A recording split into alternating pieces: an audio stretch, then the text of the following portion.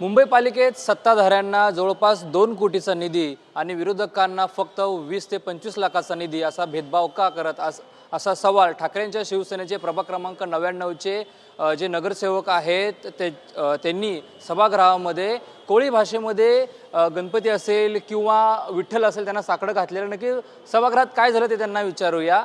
निधीबद्दल पहिला तुम्ही सांगा, काय म्हणजे निधीबद्दल सुरू आहे? खरं तर सत्ताधारी पक्ष याने खूपच भेदभाव केलेला आहे. कारण त्यांना एकनाथ शिंदेसाहेबांची शिवसेना असो, भारतीय जनता पार्टी असो, MIM असो, ह्यांना निधी भरभरून पोट भरे एवढं दिलेलं आहे. परंतु दुजाभाव जो केला आहे तो फक्त आणि फक्त माझ्या शिवसेना उद्धव बाळासाहेब ठाकरेबरोबर केला, त्यानंतर काँग्रेसबरोबर केलं, त्यानंतर मनसेसोबत. मलाही कळत नाही की जेव्हा तुम्ही एका बाजूला म्हणताय की सर्व समान आहेत आणि सर्वांना एकत्र घेऊन आपण चालू, मग तुम्ही असा हा दुजाभाव का केला? त्यांना मिनिमम जो फंड दिला आहे तो 2 ते 2.25 कोटी दिलेला आहे, तर त्याची लिमिट नाही आहे. परंतु आम्हाला फक्त 25 लाख. मला सांगा, आम्ही टॅक्स पेअर आहोत. माझ्या प्रभागामध्ये वास्तव्य करणं, मी माझ्या प्रभागामध्ये राहतो, तो प्रभाग कोळीवाडा आणि दुसरी बाजूला गजदरबांची झोपडपट्टी आहे. तिथे वास्तव्य करत असलेल्या सर्व जनते टॅक्स पेअर आहेत. मग त्यांच्यावर अन्याय नाही का? हा फंड आम्ही कुणासाठी मागतो? आमची कुठे घरं बांधायची नाही आहेत किंवा आमच्या स्वतःसाठी आपण काहीच मागत नाही. आपण ज्या लोकांनी आपल्याला मतदान केलं आहे, परंतु मतदान मला जरी केलं असेल तरी तिथे अन्य पक्षाचेही लोक आहेत ज्यांनी इतरांनाही मतदान केलं, परंतु आपण फंड मागतो तो सर्वसामान्य जनतेसाठी मागतो, त्या प्रभागाच्या विकासासाठी मागतो.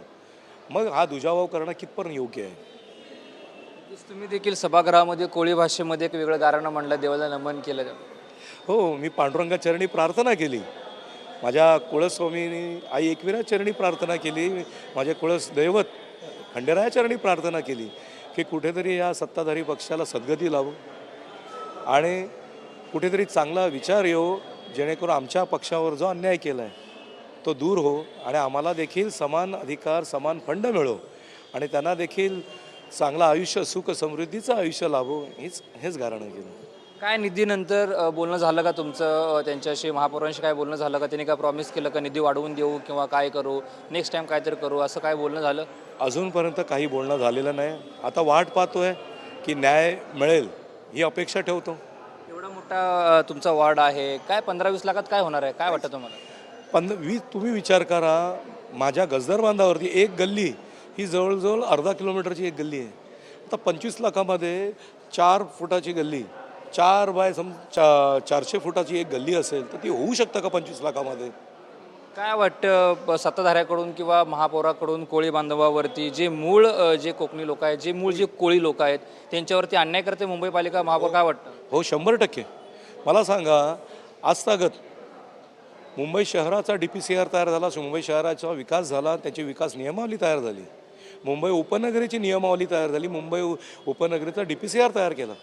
परंतु मुंबई महानगरपालिकेच्या स्थापनेपासून तर आजतागत कोळीवाडे गावठाणाचा स्वतंत्र नियमावली आजतागत तयार केला गेला नाही. मग हा अन्याय नाही का? आज मुंबईचा आद्य नागरिक म्हणून हा कोळी समाज आहे आणि ह्या कोळी समाजालाच दूर केलं झालं आहे. आज बाहेरून आलेली लोक 2011चं संरक्षण घेऊ शकतात आणि आम्ही कोळी हे DP रिमार्क्सप्रमाणे 1961-62च्या डेटम लाईनमध्ये आम्ही जगतोय. म्हणजे हा न्याय आहे की अन्याय आहे? सांगा तुम्ही मला. आमच्यावर किती अन्याय आहे? आजही आमच्यावर जो डेटम लाईन आहे तो प्रायर टू 1961-62चा आहे आणि बाहेरून मुंबईमध्ये आलेल्या लोकांना 2011चं संरक्षण मिळालेलं आहे. हे योग्य आहे का? तर हे जर निधी वाटप आहे, भेदभाव तर तुमचा असा आरोप आहे, याबद्दल तुम्ही तुमच्या पक्षनेत्यांना भेटणार आहात का? उद्धव ठाकरेंशी काय तुमचं बोलणं झालं का? तुम्ही सगळं नगरसेवक त्यांची भेट घेणार आहात का किंवा आदित्य ठाकरेंना भेटणार आहात का? हे माझे पक्षश्रेष्ठी ठरवतील, तो अधिकार मला नाही आहे. कारण आज ह्या मुंबई महानगरपालिकेमध्ये आमच्या नेत्या आहेत, विरोधी पक्ष नेते आहेत, किशोरीताई पेडणेकर, ह्याच ते निर्णय घेणार आहेत आणि तेच साहेबांशी बोलतील. नक्कीच हे चिंतामणी सर होते, प्रभाग क्रमांक 99चे नगरसेवक आहेत आणि कोळी बांधवावरती आणि आमच्यावरती अन्याय केला जात असल्याचं त्यांचं म्हणणं आहे. त्यामुळे आता मुंबई महानगरपालिका त्यांच्या निधीमध्ये वाढ करेल का हे पाहणं आता महत्त्वाचं असणार आहे. Cameraman Adil Saravanti Tingle, TV9 Marathi, Mumbai.